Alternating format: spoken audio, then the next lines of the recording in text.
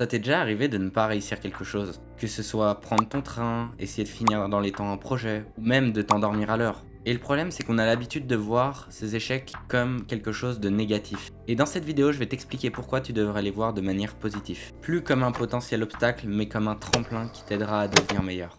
Déjà, un des grands avantages de l'échec, c'est qu'il te permet d'apprendre des erreurs que tu as commises dans le passé.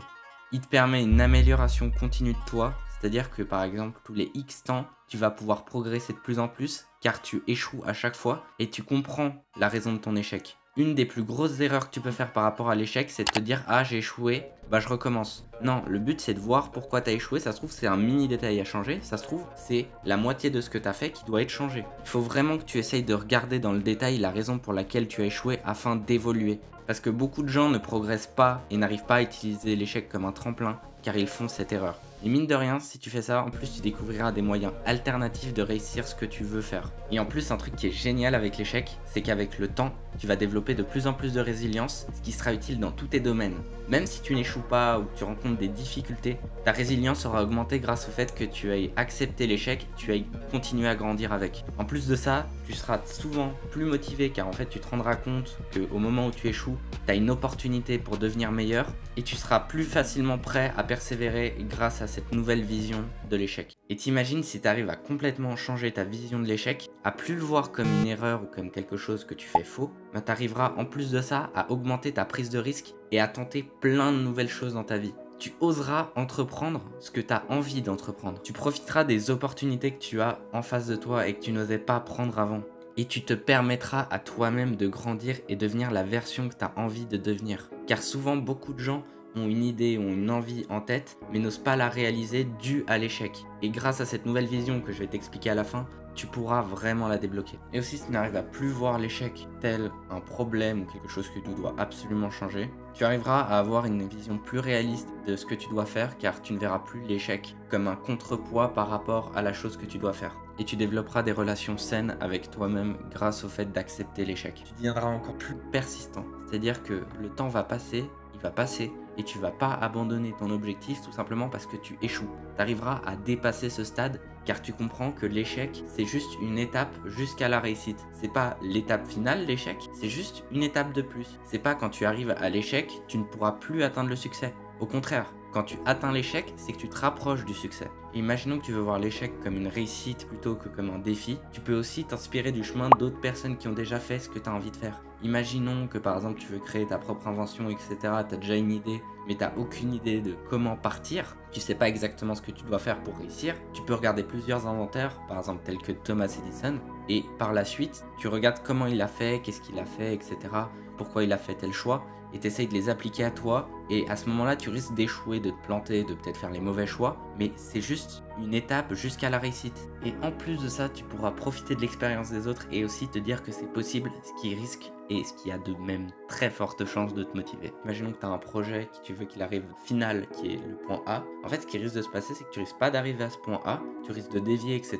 grâce aux échecs. Et ce qui est même mieux, parce qu'au final, le plan B, par exemple, le point B, qui est un deuxième projet qui atteint le but du point A, sauf qu'il est amélioré parce qu'en fait, tu as déjà fait plein d'essais. Ça se trouve, tu es même passé par un moment par le point A, tu t'en es même pas rendu compte car en fait, tu avais visé autre chose de plus haut grâce au fait que tu as vu les possibilités par le biais des échecs que tu as déjà vécus. Et en plus de ça, j'ai envie de te dire, tu vois l'échec de manière positive, tu comprendras que tu deviendras plus que ce que tu es actuellement et c'est le seul moyen. Imaginons par exemple que tu es le meilleur archer et que tu fais des parfaits tout le temps, dans une condition par exemple très précise qui est dans un terrain d'entraînement, etc. Le seul moyen que tu deviennes plus que ce que tu es actuellement, c'est pas en continuant de tirer en boucle, parce que à ce moment-là, tu feras juste ce que tu fais toujours et tu seras toujours ce que tu es. Alors que si tu te mets à chasser par exemple sur des proies bougeantes, etc., là, ça se trouve, ça sera un nouveau niveau de difficulté et tu vas pas réussir du premier coup, tu vas peut-être échouer au début en disant que t'es l'archer. Et en fait, en essayant, à ce moment-là, tu arriveras à devenir plus que ce que tu étais. Parce que avant, tu ne savais par exemple pas tirer sur tes cibles mouvantes, tu avais une autre manière de réfléchir, et en vivant ces échecs, par exemple jusqu'à réussir, tu vas développer de nouvelles manières de te voir et de voir le monde, et donc tu vas évoluer. Et donc maintenant, je vais te parler des étapes que tu as besoin de suivre pour pouvoir changer ta vision de l'échec. Déjà, la première étape, je l'ai déjà dit tout à l'heure, mais c'est vraiment de reconnaître l'échec et de te dire que c'est pas une fatalité, que même si tu as échoué maintenant, tu pourras atteindre ton objectif plus tard, et même peut-être plus vite que ce que tu penses. Au début, ça va être dur, tu vas souvent te le redire, etc. Mais si tu arrives à forcer et à vraiment aller jusqu'au bout, tu verras qu'en fait, avec le temps, tu vas apprendre des échecs et tu arriveras à avancer dans la vie à des niveaux que tu ne pensais jamais atteindre. Et si tu veux transformer tes échecs en tremplin, tu dois réussir à identifier les causes de ton échec sans te blâmer.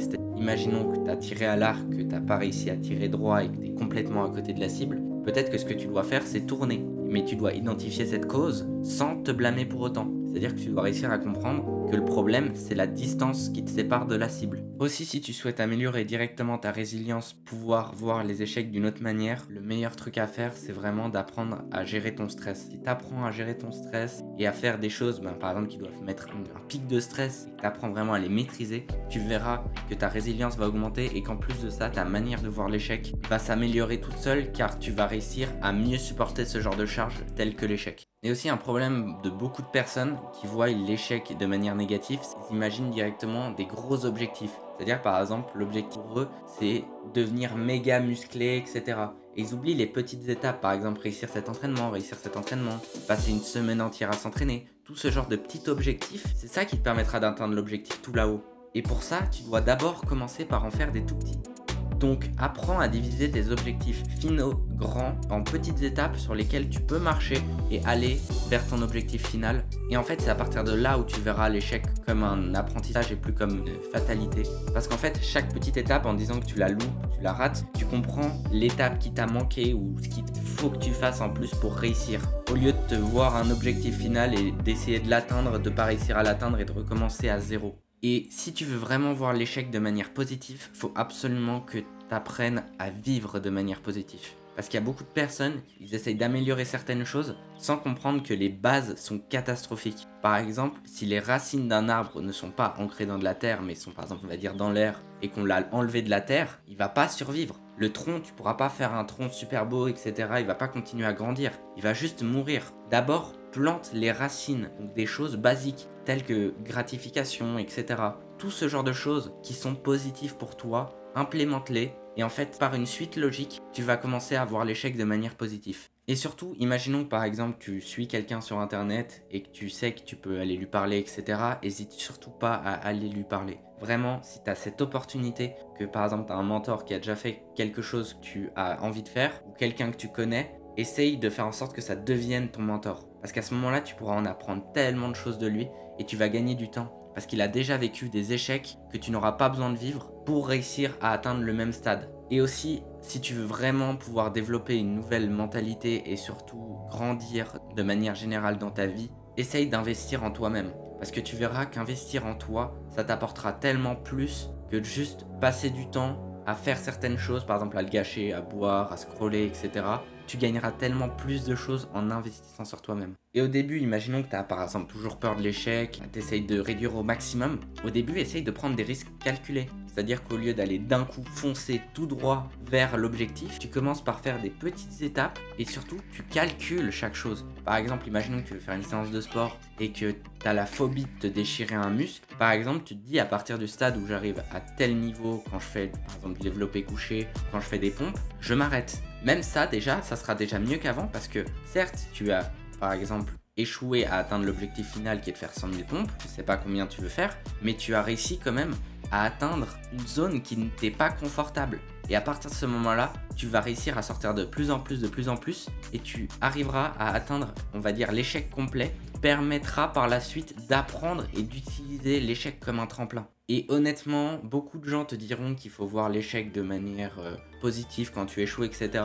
Mais personnellement, pour moi, ce qui m'a toujours le plus aidé, c'est de pas m'en vouloir, mais d'en vouloir à la raison pour laquelle j'ai échoué, qui est de ma faute. C'est-à-dire qu'au lieu de dire « Ah, c'est pas grave, j'ai échoué, je ferai mieux, etc. » Ce que je me dis, c'est « Ok, j'ai échoué car j'ai fait ça, et cette chose que j'ai l'habitude de faire ou que je dois pas faire, je mets un point dessus, un point d'honneur la prochaine fois à ne plus le faire. » C'est trop important si tu veux vraiment réussir à rebondir tes échecs. Et ça, c'est un truc que je trouve personne ne dit. Et je trouve ça vraiment dommage. Tout le monde te dira de voir l'échec de manière positive, de te dire « Ah, mais faut pas t'en vouloir », alors qu'en réalité, c'est le meilleur moyen de réussir. Si tu arrives à appliquer toutes les choses que j'ai dit dans cette vidéo et que tu arrives à changer ta manière de voir l'échec de manière négative à positif, cette vidéo, c'est la vidéo qui t'apportera certainement le plus dans ta vie, car tu arriveras à complètement changer de mentalité et à oser faire ce que tu as envie. Donc j'espère pour toi que tu appliques tout ce que je t'ai donné afin que tu deviennes la version de toi-même que tu as envie. C'était Luc, ciao.